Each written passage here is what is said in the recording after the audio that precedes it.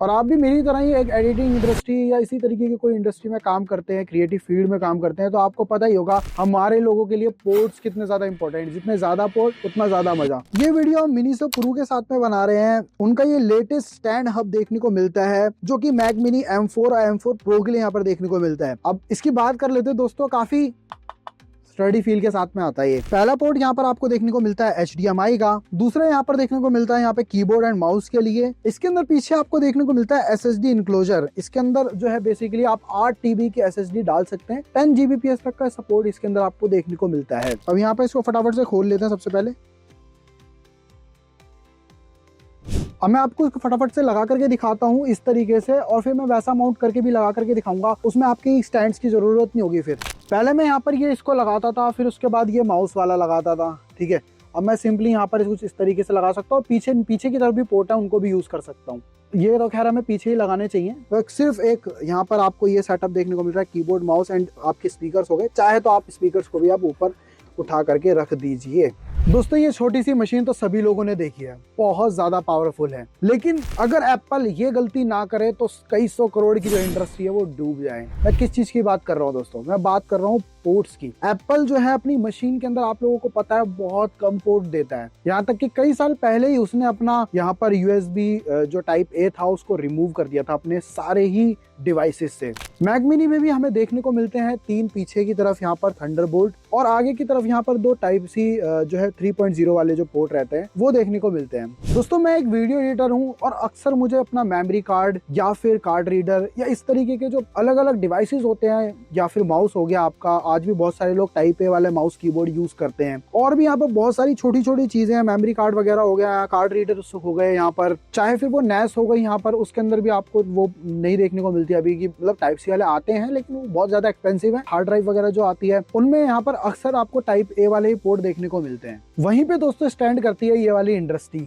जहां पर अलग अलग type C to type A converter देखने को मिल जाते हैं, इथरनेट पोर्ट्स देखने को मिल जाते हैं, मतलब type C to RJ45 port, और इसके अलावा मतलब अनगिनत आपको पोर्ट देखने को मिल जाते हैं, जैसे कार्ड रीडर के लिए हो गया है, इन सब चीजों के लिए। और आप भी मेरी तरह ही एक एडिटिंग इंडस्ट्री या इसी तरीके की कोई इंडस्ट्री में काम करते हैं, क्रिएटिव फील्ड में काम करते हैं, तो आपको पता ही होगा हमारे लोगों के लिए पोर्ट्स कितने ज्यादा इंपॉर्टेंट। जितने ज्यादा पोर्ट उतना ज्यादा मजा। हालांकि यहाँ पर मैक मिनी में बात माननी पड़ेगी भाई, काफी सारे पोर्ट उन्होंने इनबिल्ट दे रखे हैं, जैसे कि आप लोग देख सकते हैं HDMI वाले, लेकिन इसमें बेसिकली आपको कोई टाइप A वाली प्रॉब्लम है। और इसकी एक सबसे बड़ी मेजर प्रॉब्लम क्या है पता है? इसके अंदर ना आपको स्टोरेज बहुत ही ज्यादा एक्सपेंसिव देखने को मिलता है। हालांकि अभी बहुत ज्यादा बढ़े हुए हैं SSD एंड रैम्स के प्राइस, लेकिन जब तक नहीं बढ़े हुए थे, आपको पता है भाई, चाहिए 3, 4, 5 हजार के अंदर 1 TB SSD बड़े प्यार से मिल रही थी NVMe वाली। तो उसके लिए भी एक सेम सोल्यूशन आता है यहाँ पे मिनीसो प्रो की तरफ से। इसके अंदर आपको मतलब ये सारी फंक्शनैलिटी देखने को मिल जाती है। इसके अंदर आप NVMe SSD लगा सकते हो। इसी के अलावा आपको यहाँ पर 3 10 Gbps वाले पोर्ट देखने को मिलते हैं। यहाँ पे आप डिस्प्ले ले सकते हो, वो भी 4K क्वालिटी 60 हर्ट्ज के अंदर, और साथ ही में आपका SD कार्ड या फिर मेमोरी कार्ड के लिए आपको स्लॉट्स भी देखने को मिल जाते हैं। ये वीडियो हम मिनीसो प्रो के साथ में बना रहे हैं। उनका ये लेटेस्ट स्टैंड हब देखने को मिलता है जो कि मैक मिनी M4 और M4 प्रो के लिए यहाँ पर देखने को मिलता है। इसके अंदर जो SSD का सपोर्ट है वो लोग आप यहाँ पर देख सकते हैं NVMe का कौन कौन सी SSD का सपोर्ट आपको देखने को मिलता है। तो आइए चलते हैं, देखते हैं इसके अंदर क्या क्या आपको और देखने को मिलता है। इसमें इनपुट एंड आउटपुट का आप लोग देख सकते हो क्या क्या पोर्ट्स यहाँ पर देखने को मिलने वाले हैं। फटाफट से अनबॉक्सिंग कर लेते हैं और देख लेते हैं क्या क्या बॉक्स कंटेंट है। तो आइए देखते हैं क्या क्या है इस बॉक्स के अंदर। सबसे पहले हम लोग खोलते हैं आउटर शील्ड को। तो ये तो ऐसे ही दे रखा है इन्होंने। इसके अलावा यहाँ पर फटाफट से हम लोग देखते हैं क्या क्या है इसके अंदर।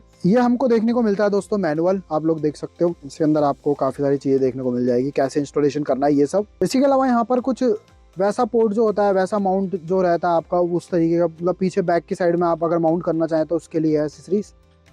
फिर यहाँ पर SSD को इंस्टॉल करने के लिए आपको मिल जाते हैं यहाँ पर कुछ एसेसरीज, और यहाँ पर थर्मल पैड भी देखने को मिलता है दोस्तों। यहाँ पे डेस्क माउंट के लिए भी मिल जाता है, इसके बारे में भी मैं आपको बताऊंगा बाद में। फिलहाल इसको भी रख देते हैं यहाँ पे। और सबसे बड़ी बात, यहाँ पर आप कुछ सामान भी रख सकते हो, उसके लिए भी यहाँ पर इन्होंने इंतजाम किया हुआ है दोस्तों। तो उसके बारे में मैं आपको बताऊंगा। काफी सही एसेसरी है जितने रुपए में आती है ना बाकियों से तो।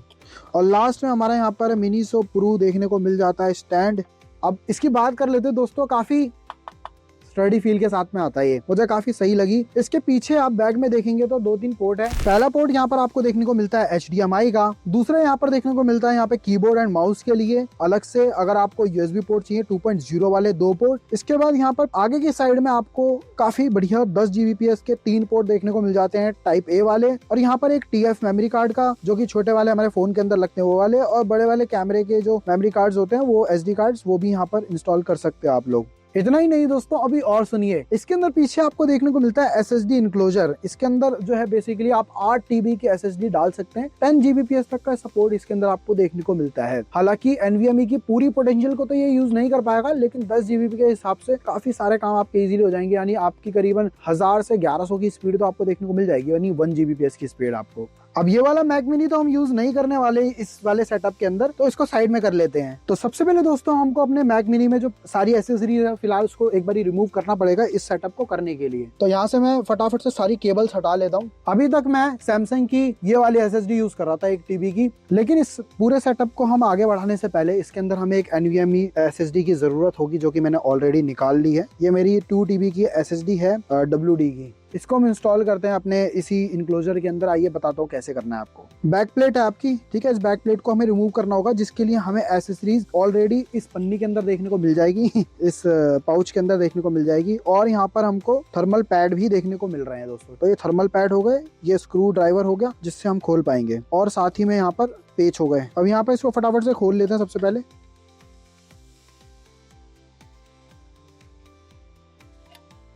कुछ इस तरीके का देखने को लग रहा है, यहाँ पे आप लोग देख सकते हो। अब यहाँ पर नेक्स्ट स्टेप होगा हमारा SSD को इंस्टॉल करना। सिंपली कुछ नहीं करना, बस यहाँ पर सिंपल यहाँ पर इस तरीके से आपको इंस्टॉल करनी है, छोड़ देनी है, थोड़ा सा पुश करना है।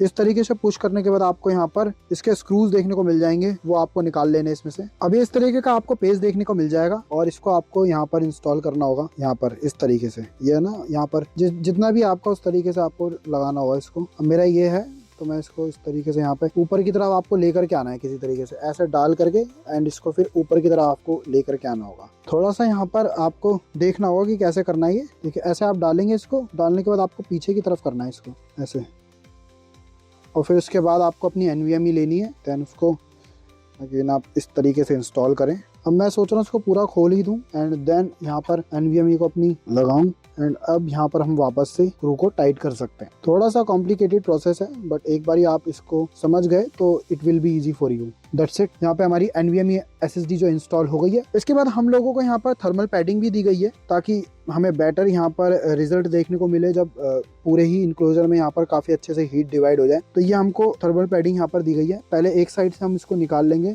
एक साइड से हम लोग इस तरीके से लगाएंगे। उसके बाद ये वाली कवरिंग भी हमें हटानी होगी, इस तरीके से आपको ये लगा देनी होगी। देन आपको वापस अपनी जो है ये लगा दिया हमने। इसके बाद आपको अपनी केसिंग उठानी है वापस से, मतलब केसिंग का जो ढक्कन है उसको उठाना है, और इसको यहाँ पर कुछ इस तरीके से प्लेस करके वापस से जो इसका स्क्रू होगा उसको लगा देना है। सिंपली हमको वापस यहाँ पे ऐसे लगा देना है। अब नेक्स्ट स्टेप रहेगा हमारा जो है यहाँ पर मैक मिनी को इंस्टॉल करना। मैक मिनी को भी इंस्टॉल करने से पहले इनको इंस्टॉल करना रहेगा, इनको, ठीक है जी। तो इनको कैसे इंस्टॉल करना है, सिंपली यहाँ पर ये कुछ इस तरीके से लग जाएंगे। तो ये कुछ दोस्तों इस तरीके से इंस्टॉल होगा, जैसे कि आप लोग देख सकते हो यहाँ पे साइड में। और फिर बता दो कितना ब्यूटीफुल लगेगा, आप इसके ऊपर सामान भी रख सकते हो अपना। तो सबसे पहले हम इसको इंस्टॉल कर लेते हैं, और इसको इंस्टॉल करने के लिए इन्होंने काफी सारे छोटे छोटे स्क्रूज दिए हुए हैं। काफी हैवी क्वालिटी के स्क्रूज हैं ये देखिए, बहुत ही ज्यादा हैवी क्वालिटी के स्क्रूज इन्होंने दिए हुए हैं यहाँ पे इसको इंस्टॉल करने के लिए।